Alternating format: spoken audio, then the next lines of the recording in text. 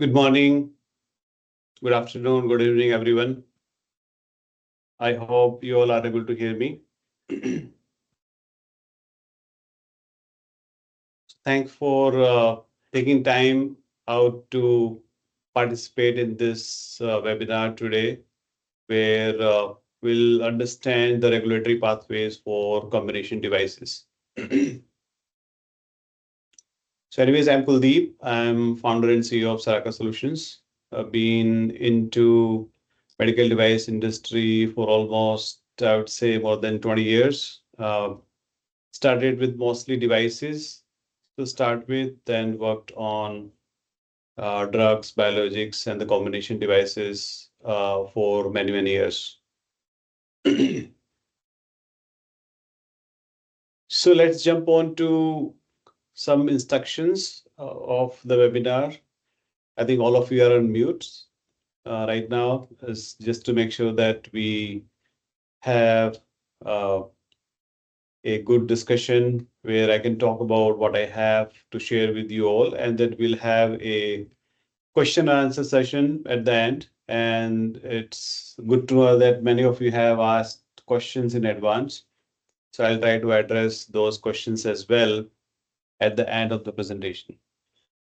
And in case your question has not been addressed because of time constraint, you are feel free to send your questions to our email ID, contact@saracasolutions.com, and we will work to address your questions as early as possible.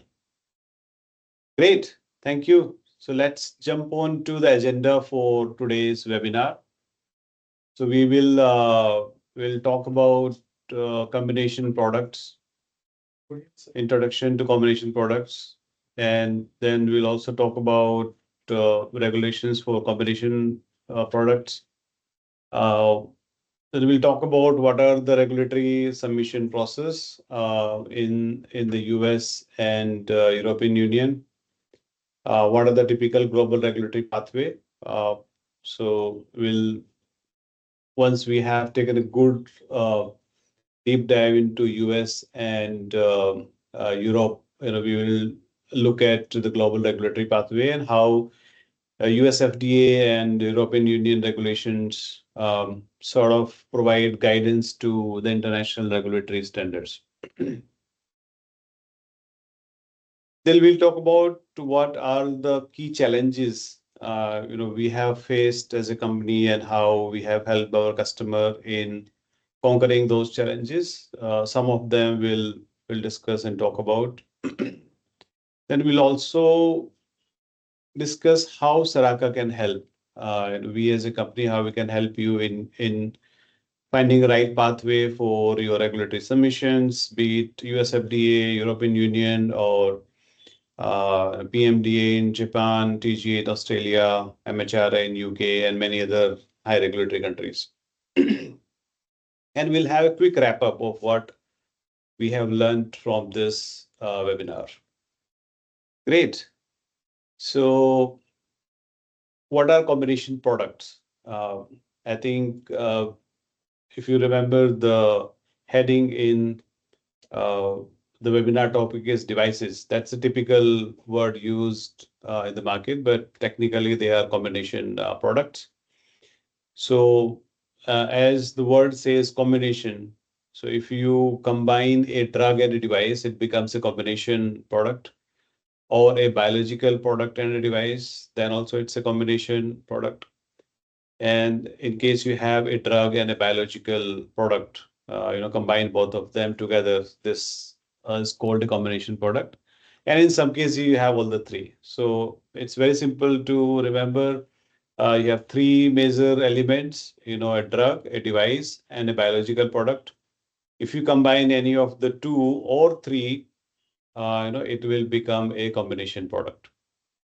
Right side, I think you can see in the picture, we have a drug device combination, drug and biological product combination, and device biological product combination. And we'll talk about in the subsequent slides in detail, but this is at a high level. If you can keep in your mind, it'll be easier to understand the subsequent slides. So what are the types of combination products? Right, many of you have seen multiple type of products related to combination. We have categorized in three. First one is single entity.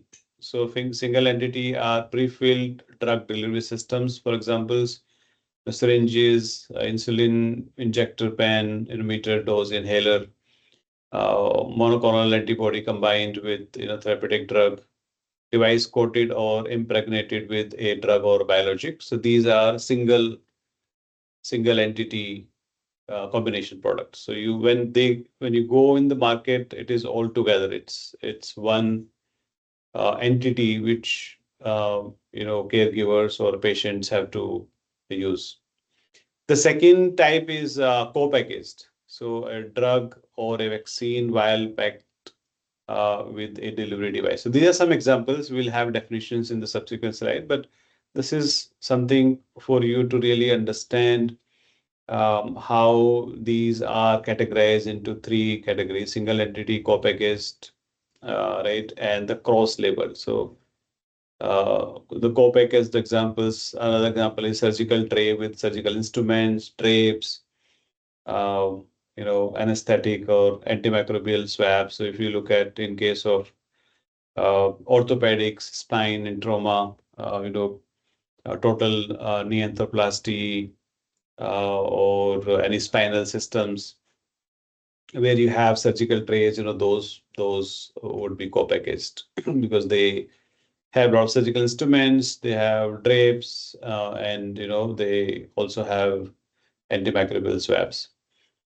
Then the easy example is first aid kits, which we all of us have seen, right? So containing you have bandages, right? You have and drugs, antibiotic ointments, pain relievers. Those are co-packaged. The third one is cross-labeled. Components are separately provided, but specifically labeled for use together. Right?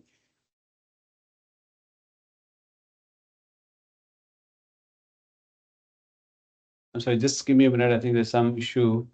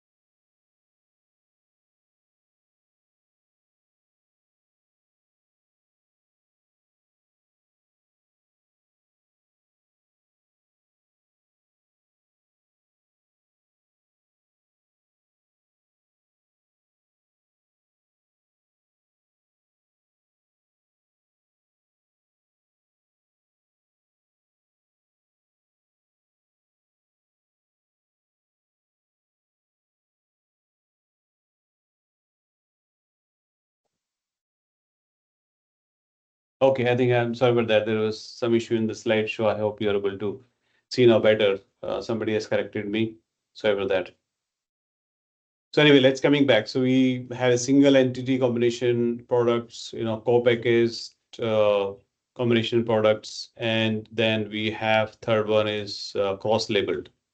So cross labels are components are separately provided, but specifically labeled for use together. Right. So you have two. The best example for cross labeled are systems where you have capital equipment. Like say you have ultrasound system, right, and you have to use a gel, for example, in your ultrasound process. Uh, so they're separately sold. They're cross labeled. But they are used together. So those are cross labels. Another example is photosensitizing drug and activating laser light source. So just keep in mind there are like three major types: single entity, co-packaged, and cross labeled. So when you are working on your product, you will have to see which category your products fall into. And that really helps you to find the right pathway for any of the major regulatory countries you will be looking to sell your product. Perfect. Let's jump on to the next one. Oops.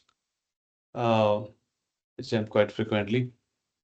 Okay, so if you look at here, in this case, a single entity combination product. So we have some examples of single entity combination product. So if you remember the previous slide, we had 3 categories. Now we are giving some examples of each category so that you really understand more into detail. So single entity, a product made up of 2 or more components that are physically or chemically combined to form a single entity. So like either you are doing this mostly in the manufacturing settings or in the plant setting.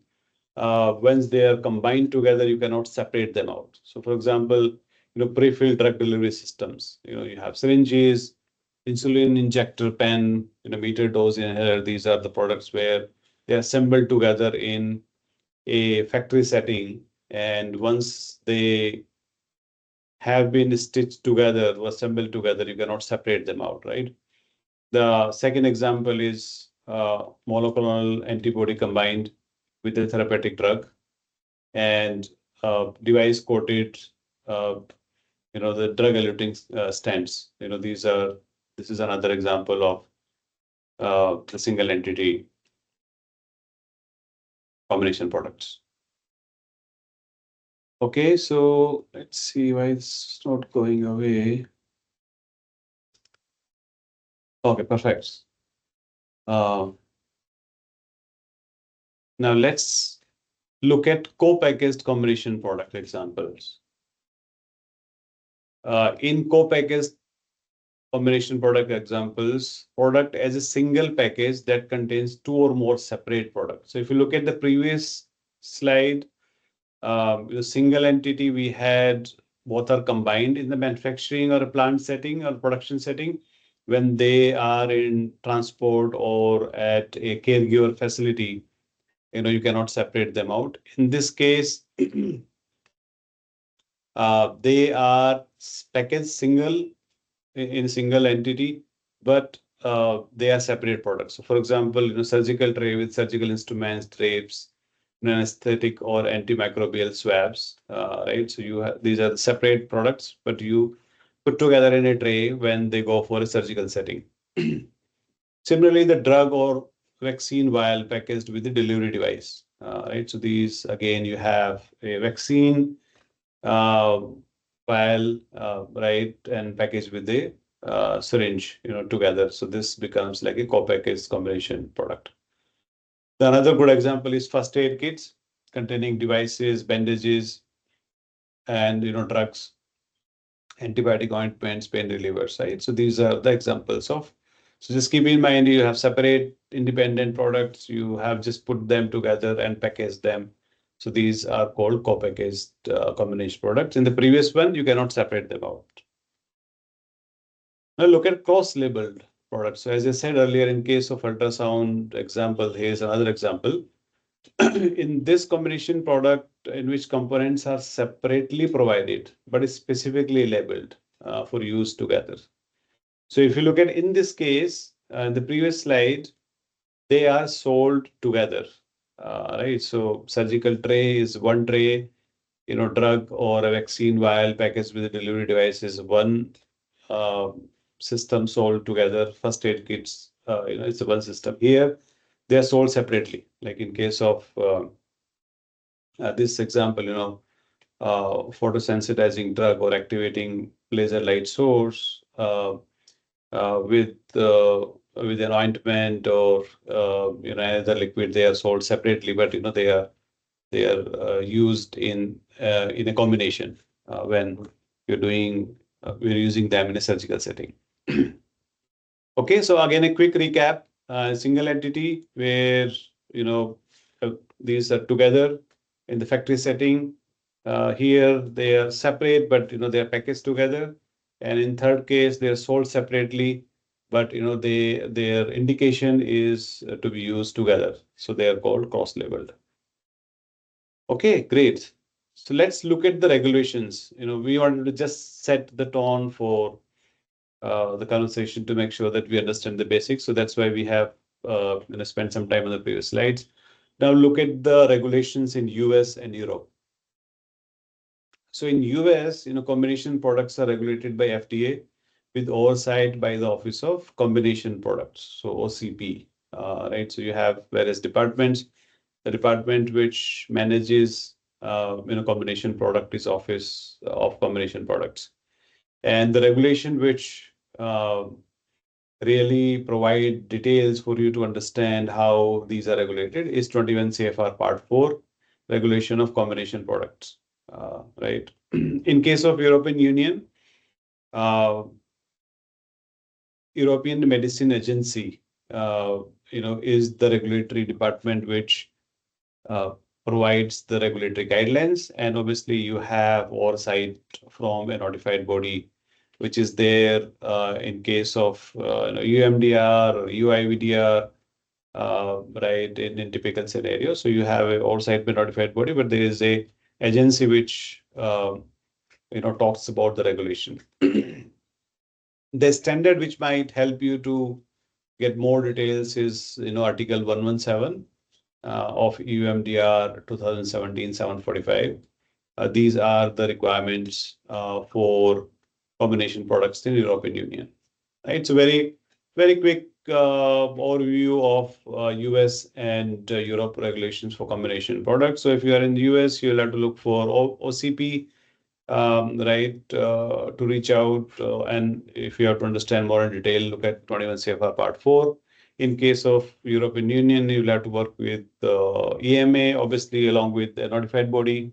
And the standard which you have to look for is Article 117 of UMDR 2017-745 standard. Great. Let's move on. So now let's go a little bit deeper into the US regulation, which is FDA. So these are the, I would say, major 4 steps, and there are a lot of sub steps, and they're beyond these 4. But we just wanted to capture 4, to make sure that you have the basic understanding of how regulatory submission is done in the US FDA.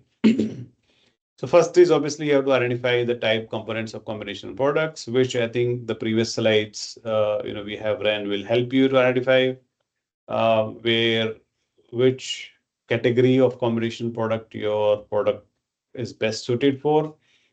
Then you will identify the PMOA, which is primary mode of action of product to determine regulatory center, which will have the primary oversight. So if you look at in US, FDA, you have 3 regulatory departments, CDRH, which all of us know, Center for Device and Radiological Health. And then there's another department called Center for Biologics Evaluation and Research, CBER. And third one is Center for Drug Evaluation and Research, CDER.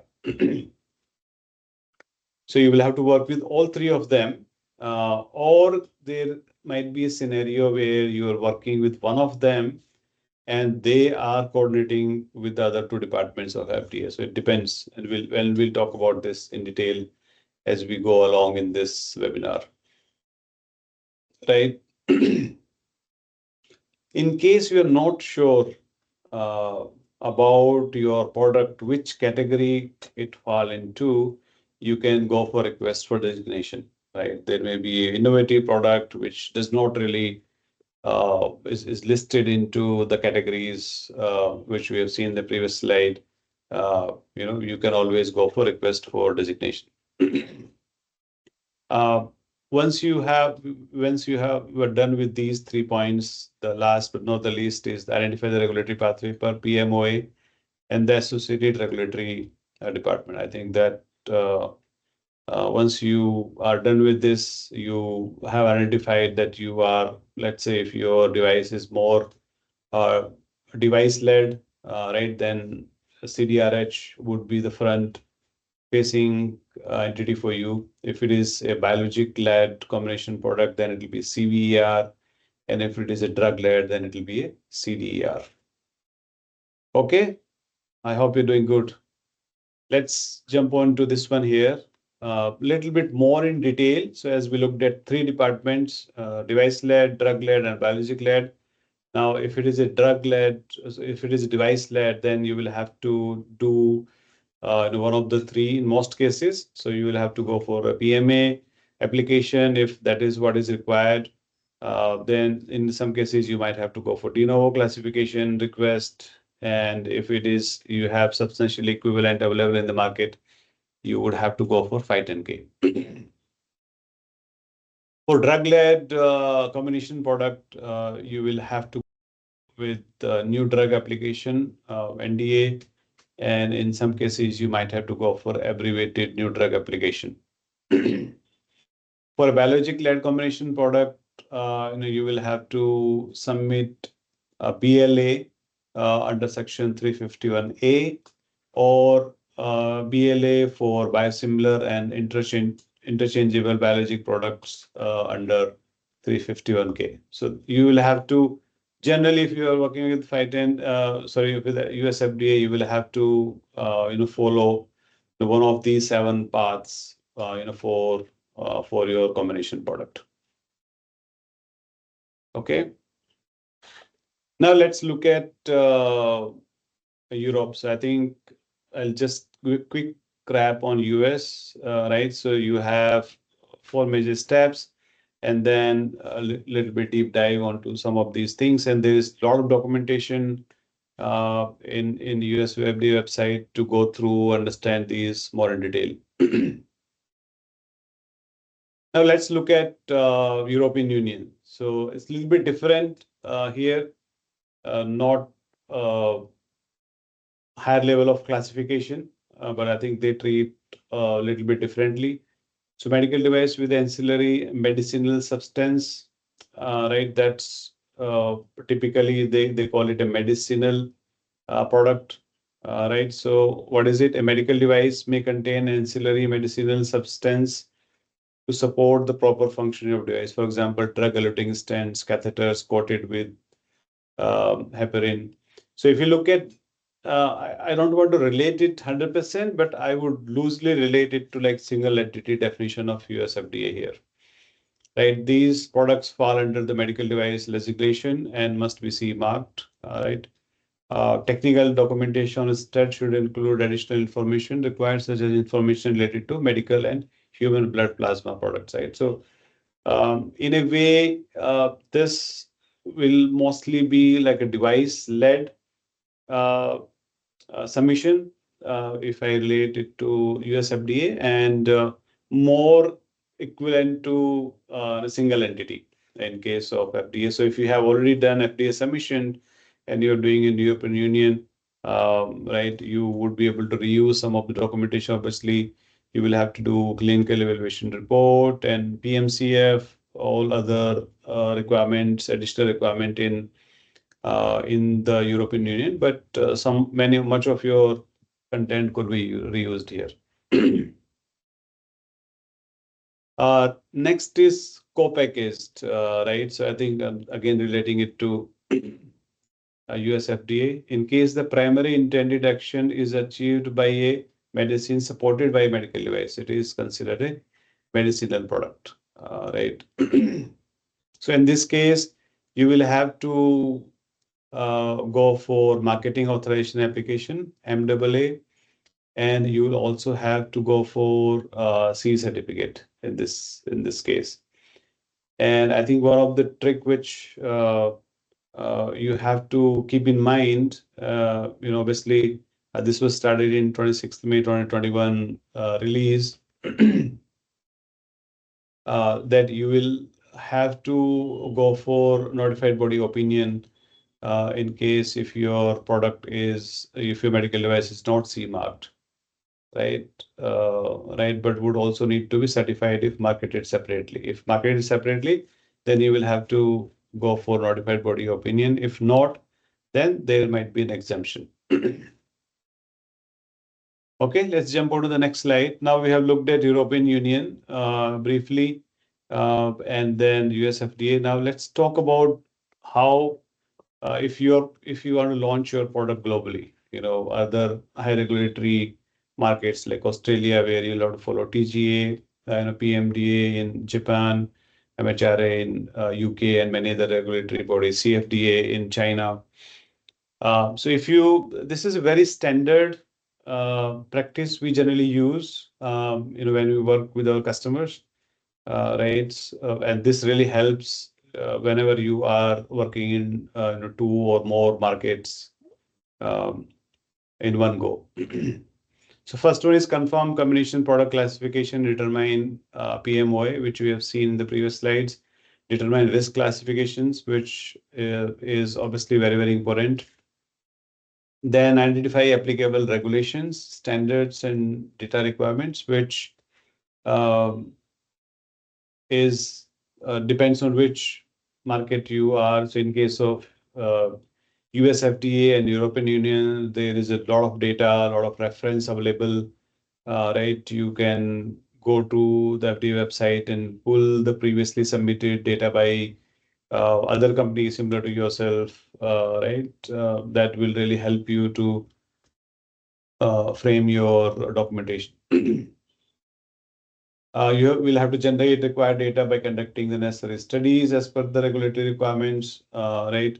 The next one is prepare technical documentation. So you will have to create your STED and supporting documents, right? Submit application, manage regulatory interactions, and post-approval lifecycle management. So these are like a seven milestones, if I can call them, to make sure that you uh, do to ensure that you do a global regulatory pathway, and each one of them will be tailored to your primary market. So if your primary market is US, then this will be tailored towards US, and you will have to adopt and see what are the similar regulations, in the other market you are going to launch, and what is the delta gap which you need to bridge as an additional requirement of that market.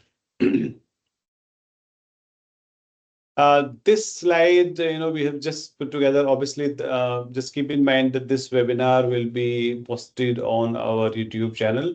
So in case you are able to miss any of the discussions, you can always go back there and recap. So we wanted to just share this table at a high level to differentiate between two major markets, which we talked about, and another four, I would say high regulatory markets: Australia, Japan, Canada, and China. And this table sort of gives you a good understanding where each of these regulation stand based on the key aspects of combination products. So, for example, combination product formal definition in regulation, it is there in US FDA, but it's not that clearly defined in Australia, Japan, and EU, but it's clearly defined in case of Canada and China. Similarly, separate coordination bodies there in US, so it's become easier. Uh, there have been effort going on in other markets to have a separate coordination body, but they don't exist as we speak, or I would say not as mature as US FDA. And there are a few other key aspects which you can go through yourself and understand yourself when you do your submissions. Now, I would like to talk about what are the key challenges in regulatory submissions, obviously for combination products. Understanding of global regulatory requirements. As you see that regulations are changing quite dramatically these days. All of us have been working on EUMDR, EU IVDR from last 5-6 years, and we have seen that when we started with EUMDR, there have been a lot of enhancement and justifications, to understand the regulation better. So I think And there are other countries who are always coming out with new guidelines, new standards, right? So it is always a challenge to keep up to date on what is happening in the different markets. The another challenge we have seen is data integration of drug device and biologics, because many of our customers, they have three different, in some cases, three different units, three different departments, three different like companies within companies who are working on these three, and when you combine them together, it becomes a challenge, right? So we have some best practices to crack these challenges, which we'll talk about in the subsequent slides. The third one is understanding the product specific standards, which obviously are different for each geography you are targeting. And it's not always defined by the regulatory bodies. Some of them are also defined by the harmonized groups, product specific groups, right? So you will have to upkeep and understand what are the product specific standards for your products around the world. Technical documentation formats and content, that this also becomes challenge, right? Many times, different country have different expectations of formats, right? Standards, and how you laid out the content, since they have been used to looking at content in a special fashion. It becomes very difficult if your content is not aligned to their expectation. Product design and development controls, uh, right? This has always been a challenge. When your design control systems may be different for drug, device, and biology, obviously they will be different. How do you marry them to ensure that once you do, combination product, you are ensuring that you follow the milestones, the gates for your development cycles, and prepare documentation for your submission.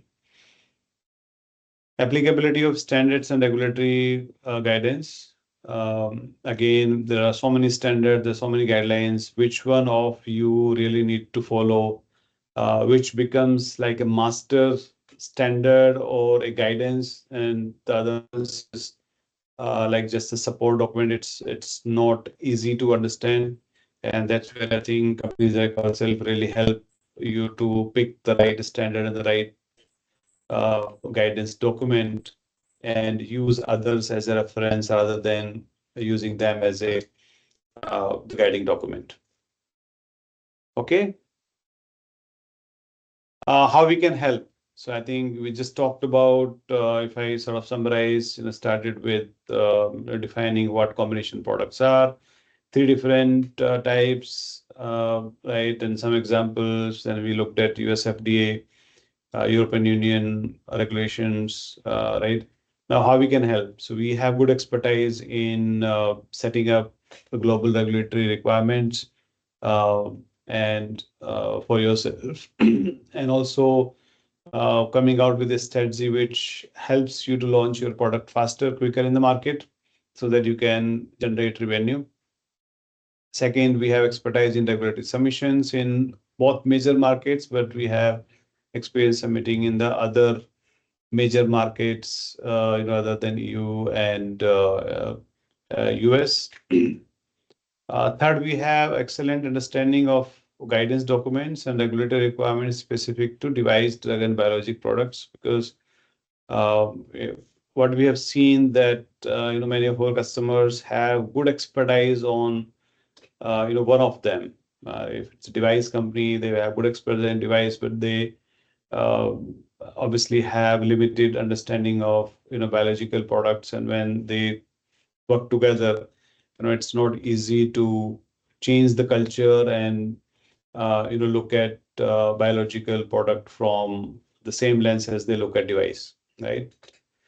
Since we have experience with all the three, we bring that value on the table to bring good aspects of all three of them and work together to make a final documentation which will have less review comments and faster processing and approval.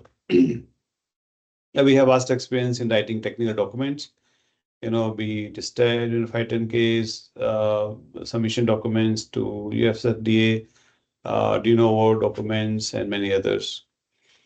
And last but not the least, we have come out with integrated QMS strategy for many of our customers when we do combination product, and it has really helped in a big way because many times you have two or three quality management systems when you are working on three different type of products, and it becomes very difficult to put together a documentation based on the three.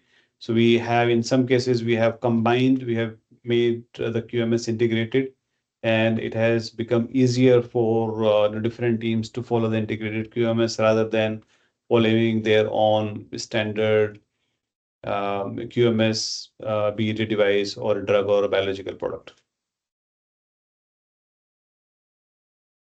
Okay, so we are sort of wrapping up. We said that we'll have almost 10 minutes time to Q&A.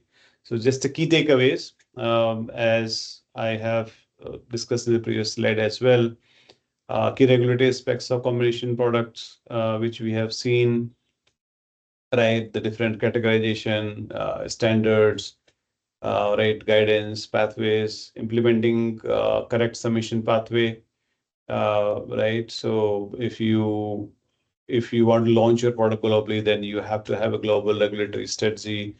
If it is in one of the major market and then you have another one, low regulatory needs, then you will have to have, make your strategy clear upfront.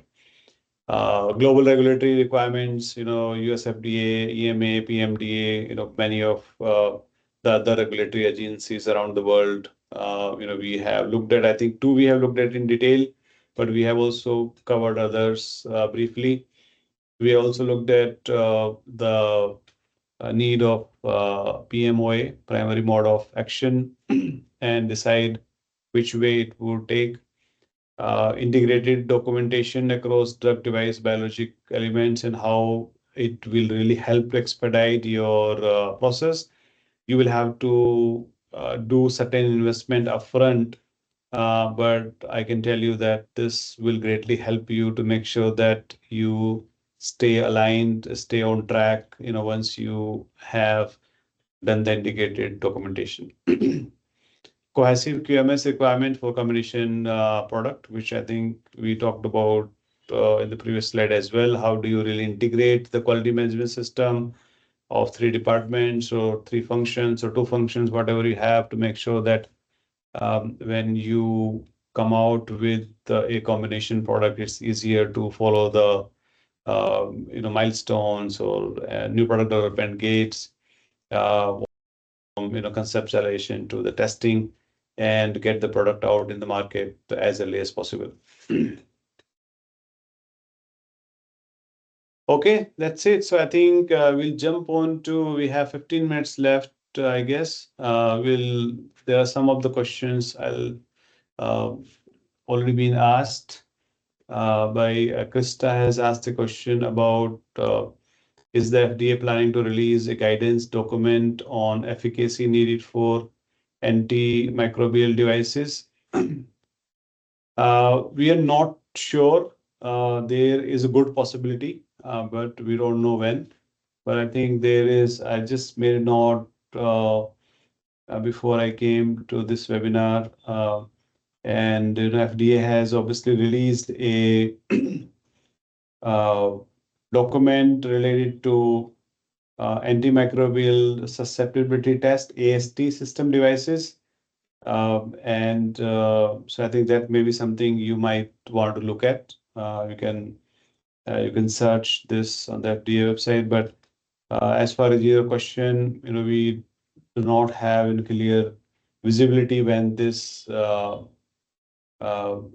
document will be published. The second question is from Jin. I would like to hear about antimicrobial dressing and the 510(k) submission strategies. I think the answer to your question, Jenny, is that there are quite a few 510(k)s which we have also worked on for our customers for antimicrobial dressing products, right? I think that will give you a good indication, how they have good. So I think if your product is substantially equivalent and you have a predicate defined, then it will be a lot easier.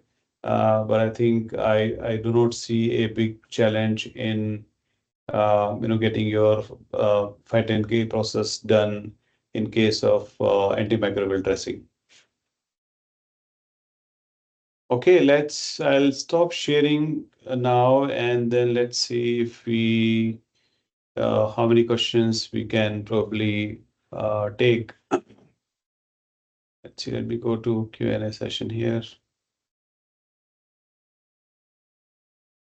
Okay, so there are quite a few questions we have, right on. I think somebody has asked about TGA in particular. I think overall, if you look at TGA regulations, they are mostly, from my experience, is mostly aligned with the European Union. So if you have products in the European Union, and then if you have done the CE marking, right, it'll be a lot easier to follow. So their process is quite tailored. But I would suggest you that spend some time, go to TGA website and spend some time to understand the regulations and how they are different from others. Maybe we can take some questions, live questions. So if moderator, if you can maybe allow participants to unmute themselves, and if they have any questions, live questions they can ask, I'll be more than happy to answer.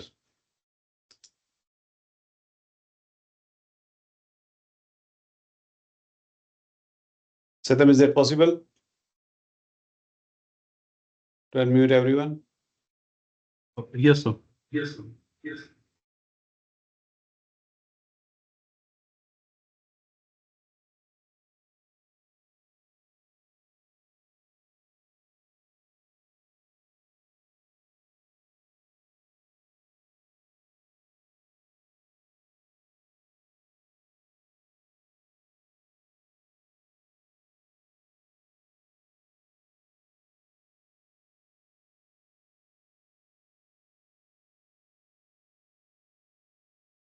So let's take a minute while Satyam does it, and in that case, you can feel free to ask any questions which you might have.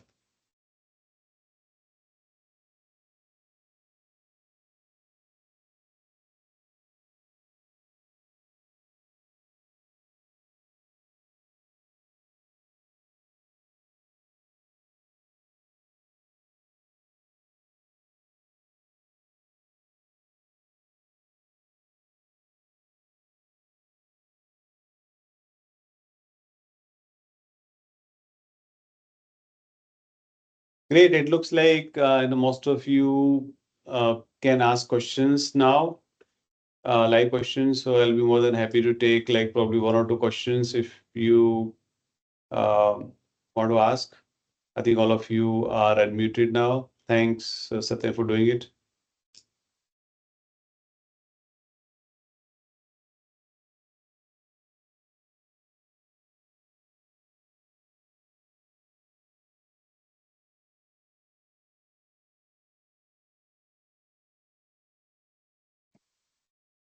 Hi, Kuldeep. There was a question asked by Rahul in chat. Can you check it out that? Oh, I'm sorry. Okay, let me look at Yeah. this. Hi, Kuldeep. Good evening, and thank you for the informative session. So just now I got my mic unmuted. So I was looking on the labeling requirements for the combination products. As you are very well aware that we follow all the regulations for the medical devices for labeling requirements and everything. But when it comes to the combination products, so what would be the requirements that will be requiring additionally, or and that's like applicable only to the medical devices and not the drug-related products or something like that? Can you please advise? Thank you. That's a great question. Yeah, absolutely. So I think to answer your question is, you'll have to look at what kind of combinations you have, whether it's a device led or drug led or biologic led. I think once you have decided that, you look at regulations for let's say if it's a device, so you look at device regulation and look at the labeling requirement for the device. And then you look at other combination, is it a drug or biologic, and then you sort of combine. So your strategy has to be that if it is a device led, I think your labeling requirements will mostly related to the device. But then there is a combination aspects, for a drug and a biologic, you capture those requirements from the regulations, be it European Union or US FDA, and then combine them together. There are quite a few examples which you can see. The good thing is, variety of approvals, which US FDA has given or European Union has given, that can also give you guidance overall. But I think you will have to just go deeper onto the leader of your combination product, right? And that will probably help you start and then go further, looking at the other elements of your combination product, be it a drug or a biologic product. Yeah, thanks, Kuldeep. So, can I make an example and like say, for example, drug-eluting stents or any diabetic insulin pumps or something where we can add on to the insulin one. So in that case, how it can be like the device takes the predicament or the drug, since the drug has been the use for the patient, so that takes forefront.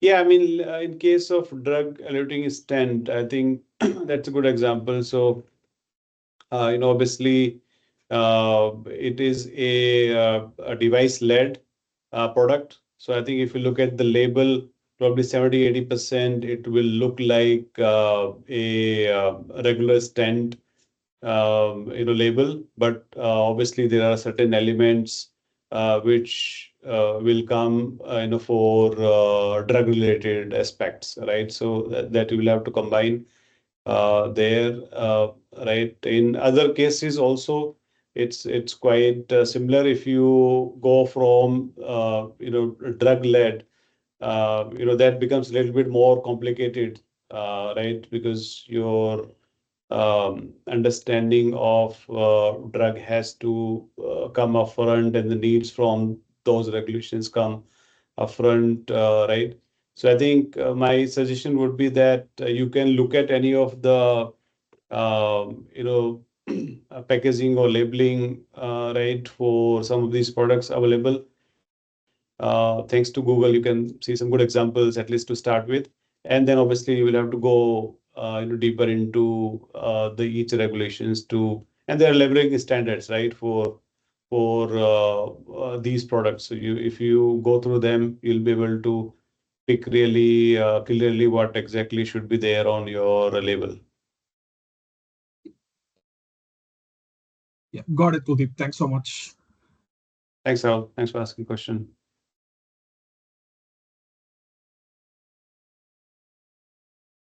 Krishna, were you asking a question? Yeah, no, actually, adding upon this thing, regarding the labor requirement, he said that diabetic infusion pump. The first the labeling, it would be based upon the indication of the product. First, based upon the indication of the product, the label will be decided from the diabetics side. Like 70% of the information, it will mention about the product, and the next will be the insulin thing, as it is a combination device. so that based upon the indication intended use of the device, the labeling will be mentioned on the either packing or the label of the device. They will be mentioning of this information. I thought of adding this Absolutely. information. No, thanks a lot. Thanks a lot. That's a very good point. Yeah, that's it. There are a lot of cases, even syringe infusion pump. Syringe infusion pump Okay. also, there is a medical device. Mm-hmm. There will be like syringe infusion pump is the like medical device, and the insulin will be the second thing that will be Correct. injected to the patient. Here also Mm-hmm. the combination. The main requirement related to the labeling, it is related to the product only. Then That's the correct. second thing comes to the what are the drugs it is going to use it. That's Very it. good. Thanks, Krishna, for jumping in. Appreciate it. Thank you. Perfect. We can probably wait for one or two more minutes if anybody has any questions. Otherwise, we can wrap up. Any question from we have Swagati, Dave, uh, Christine, Biala, Espradeep. Great. Thanks a lot. I hope this is helpful for all of you. And in case you want to just recap, in case you joined late or anybody of your friends wants to see this, I think we'll have this available on our YouTube channel in probably 24 hours from now. And you can just go there and refresh yourself. Thanks a lot, everyone. Have a great day. Take care. Thank you, Kuldeep, for your information. Yeah. Thank you. Have a great day. Thanks, Krishna. Thank Thanks, everyone. Thank you. Bye bye.